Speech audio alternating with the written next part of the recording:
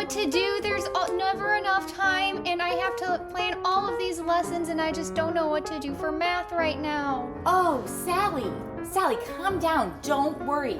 You might not know this, but every summer, a group of dedicated Lutheran teachers get together to put together curriculum guides for each of our core subjects.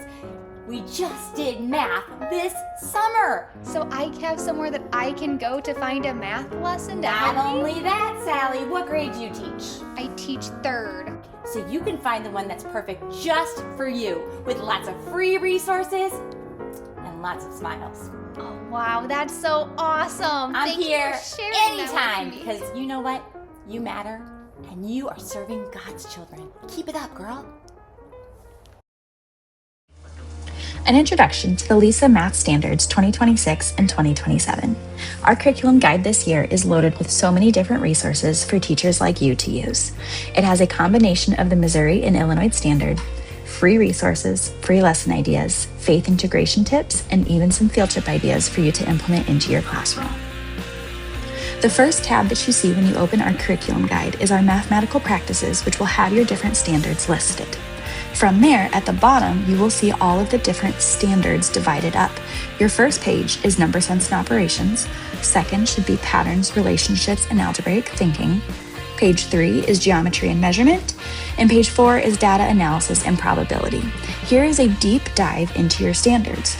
It's a combination of your Missouri Learning Standards and your Illinois Common Core Standards combined to make the new LESA standards that all of our LESA partnering schools should be following. The first 2 columns that you see on each page are your Missouri Learning Standards and your Illinois Common Core Standards.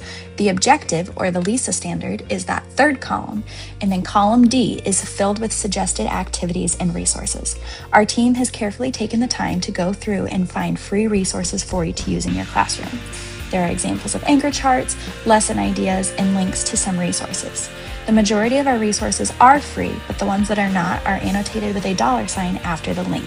Our team has gone through and carefully cultivated these resources and only included paid resources that we feel are truly valuable for you to be using in your classroom.